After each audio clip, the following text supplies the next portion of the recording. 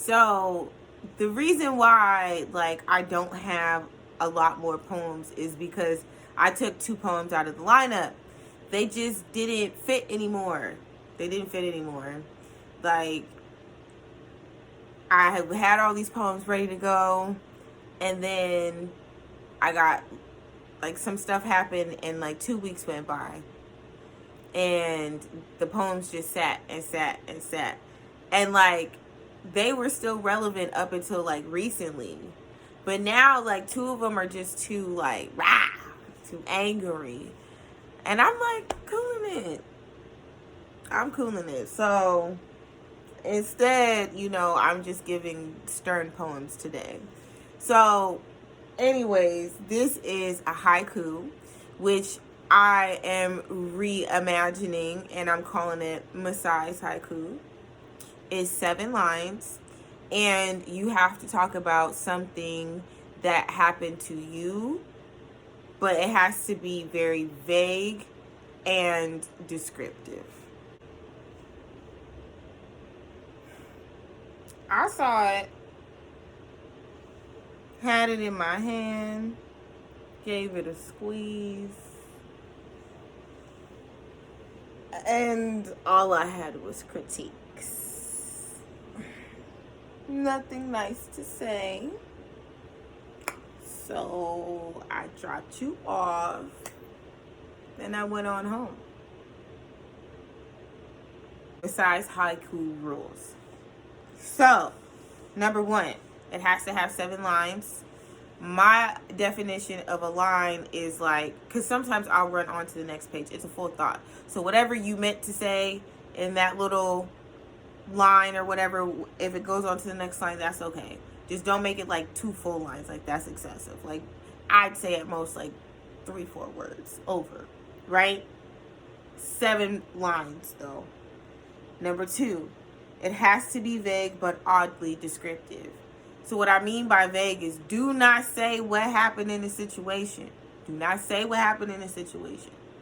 But it has to be descriptive. So people feel like they know what happened in this situation. Like, they have just enough details to feel like they know, but they're not on the end. They're not in the inner circle, baby. They don't know. It's speculation. Let them argue in the comments. Okay? Number 3, subject matter must be about an event that occurred to the author or someone that they know. Got to have happened in this reality. No making up shit. Okay? And then like 3A, little asterisk. If the subject isn't about the author directly, it's written from the author's point of view. Okay? So, if the poem is not about you, you are writing the poem from your point of view.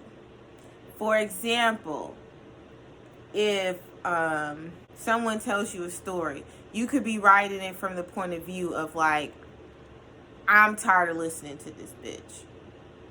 Right?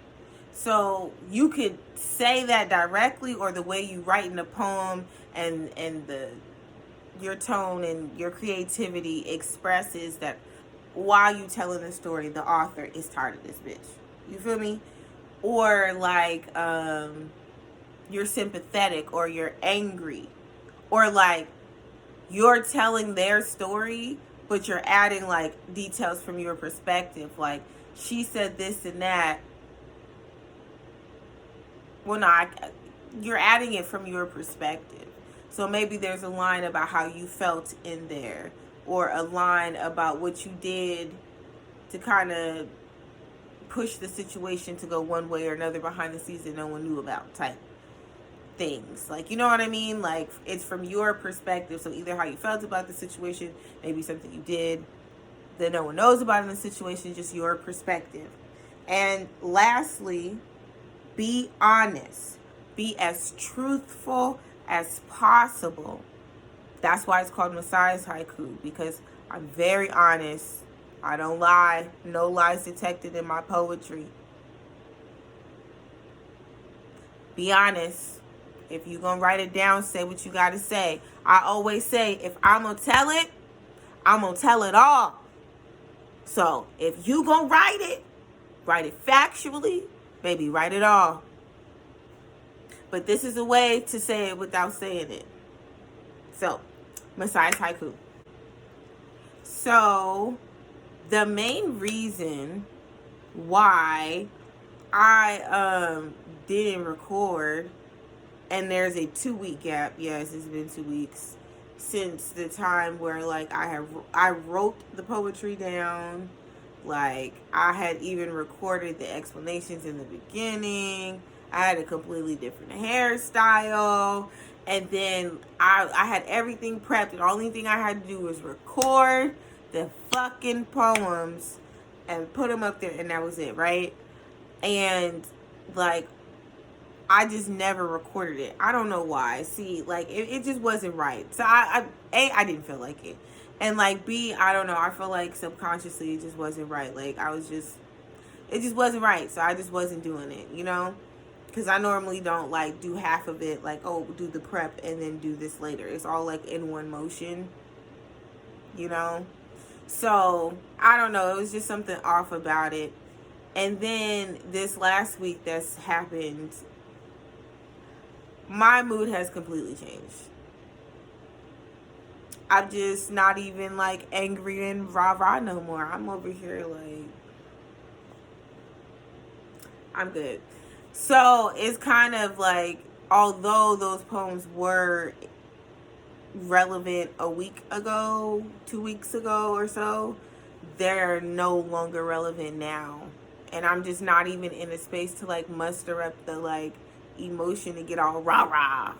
Like, those poems would just go in the archives. Maybe I'll bust them out later if I feel like that again, you know. But, yeah. So, that's what it is. It was this pimple on my face. It's just a scar now. But this shit was pretty big. Then I alcoholed it. And alcoholed it. And then I woke up in the morning and it was just scabbed over. But I mean, like, the alcohol destroyed it. And so for the last 2 weeks as well, the scab's been, like, basically scabbing up and then falling off. All my skin color is gone. I'm pink. My forehead hasn't been pink in a long time. When I used to have bangs, this part right here used to be pink all the time under the bangs. But yeah, so my forehead's pink. And then, just waiting for my skin color to come back. It's gonna be like little polka dots of, like, melanin. And then no feeling like it was never nothing gone. But yeah, that's the other reason too. You know, it's hard to record when you got this big old swollen thing right here in the middle of your face, and it's fucking hurting. Every time I go like this, it was hurting right here in the middle of my face. So that was the other reason. It didn't feel right, but then at the same time, like, my face was not together.